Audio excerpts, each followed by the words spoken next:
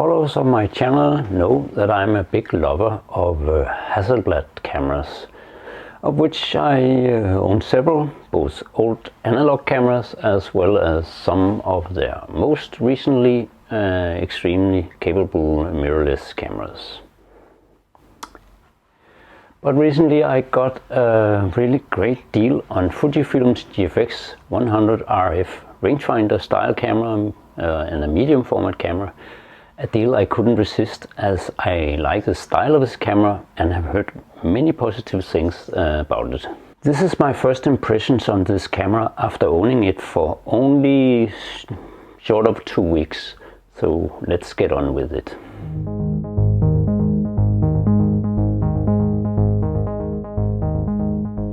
Apart from my Hasselblad cameras, I also have had and still have some Fujifilm cameras, of which I especially like the rangefinder style X100 series.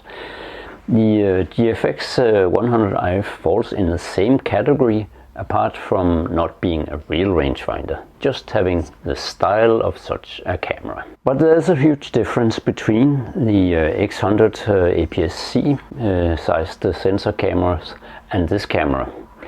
The sensor is 33 by 44 millimeters in size and has a resolution of 102 megapixels. The same sensor is found in other Fujifilm GFX100 cameras, and it is also the one that is in my Hasselblad X2D camera. And the output from that is stunning. The color science is manufacturer specific, and though I adore the Hasselblad color science, I also tend to like the Fujifilm version. So having a retro style camera I like and an already highly praised quality, it wasn't possible for me to resist the offer I got on this camera. But I got this for my own money, and thus my opinions in this video is fully my own. One of the things I like very much about this camera is the amount of dials and buttons to operate the camera. Very normal for Fuji, but this is very nice. I have a dial for aspect ratios up here, which I use on a daily basis because I also often change to X-pan mode, or as it's called here, 65 by 24, and I also use 1:1 very often. To change the aspect ratio on my Hasselblad, I would need to go pretty deep into the menus, but here I can do it while looking through the viewfinder. I can change it on the dial up here. Nice. I have dials for shutter speed on top and ISO as well. And on the lens I can change the aperture. Something that I can only do on my most expensive Hasselblad lenses, for instance, not on this 28mm very compact lens. Talking about the lens, many have called this the main problem of this camera, as the most open aperture is only f.4. Well, again, comparing to my Hasselblad, the two most compact lenses I have, like the 28mm and my 45mm also, only opens to f4 as well. I would have to go for a much larger and more heavy lens to go beyond that. I find the quality of the lens to be very high, and I find that the compact size makes up for the f4 aperture. You can still blur the background quite a bit, especially as this lens focuses to only 20 centimeters. Focus is also pretty fast, though maybe not on Sony level, but the eye detection is very snappy. Coming back to the controls, there is a feature that divides the waters: the zoom lever. The lens is a fixed 35mm, and due to the 0.8 crop factor of the sensor, it corresponds to around 28mm in full frame terms. So the zoom is digital, but it is implemented in a very smart way. You can zoom to 3 different levels by clicking this lever, respectively 45mm, 63mm and 80mm, or in full frame equivalents 36mm, 50mm and 63mm.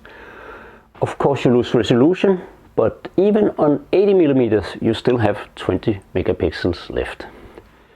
Furthermore, if you, like I often do, shoot in both RAW and JPEG, the RAW image still records the whole sensor, and from that you can recreate the full image should you want that. That ability to recreate the full image also goes for images recorded in other aspect ratios.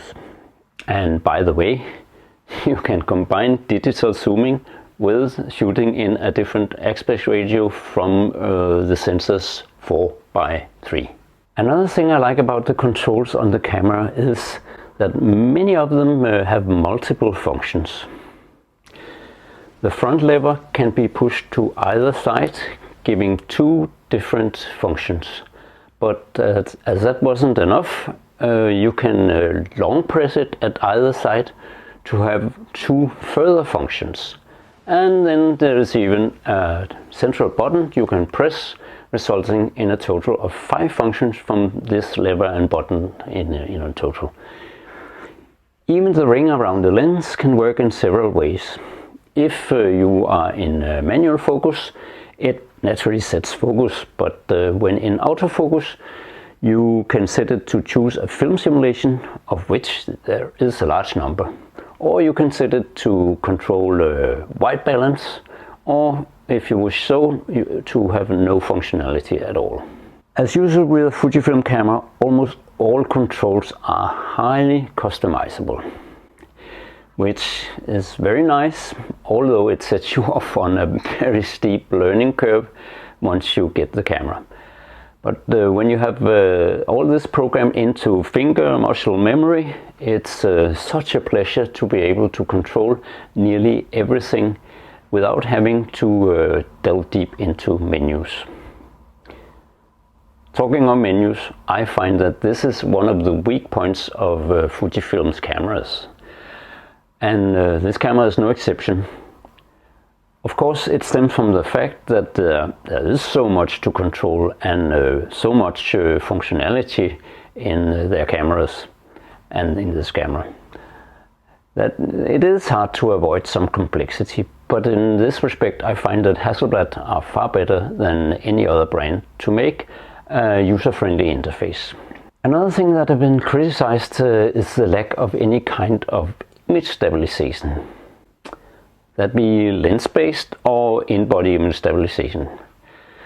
I like the 7-stop IBIS in my Hasselblad X2D, but I find it possible to live without it.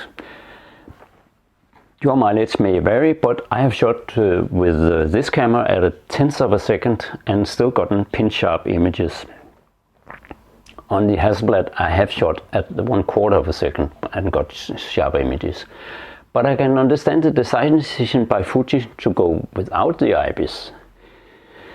When Hasselblad went from the unstabilized X1D Mark II that I also own to the X2D, the weight and the thickness of the camera increased considerably. And I still prefer to walk around with the X1D Mark II due to its more economic form factor. Putting IBIS into the GFX100RF might have meant the camera would become unwieldy and much heavier. I know that when Fuji went from X100V, which was unstabilized, to X100VI, the camera only grew in thickness by a few millimeters. But adding an IBIS to an APS-C sensor-based camera is much easier than doing it the same on a medium format camera with its nearly 4 times bigger sensor. The shutter in this camera is, unlike other GFX cameras, a leaf shutter based in the lens, and it is capable of 1/4000th of a second. Theoretically, that means you can sync with flash up to 1/4000th.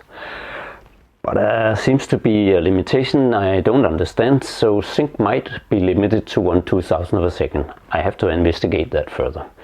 But that is still far beyond what any focal plane shutter is capable of. Furthermore, there is the possibility of using electronic shutter up to 1/16,000th of a second. Though here with the large sensor, the risk of rolling shutter is quite big. Apart from what I have already mentioned, it is worth to note that unlike the Hasselblad X2D, this camera has video mode and it shoots up to 4K at several different frame rates, and it even has external input for microphone and output for headphones.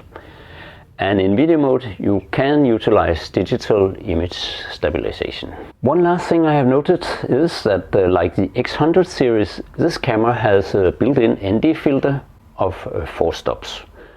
Something I'm a big fan of, as I like to shoot flowing water at longer shutter speeds, and that often is not possible in bright light without an ND filter. On my Hasselblad I have to use an external filter.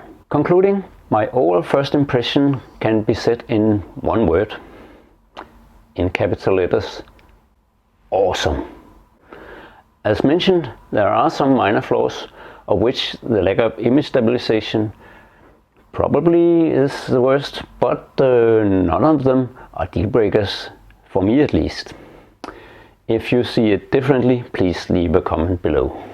I'm soon going to Kilimanjaro in Africa, and a little later to Everest Base Camp in Nepal, and I see very much forward to bring this camera as my companion. I regard it as an almost perfect travel camera, so it shoots that purpose well, and I hope those travels will prove that. So stay tuned for my experience from these trips by subscribing to my channel, and help others find it by also liking this video. That was all for this time. Hope to see you soon again. Bye for now.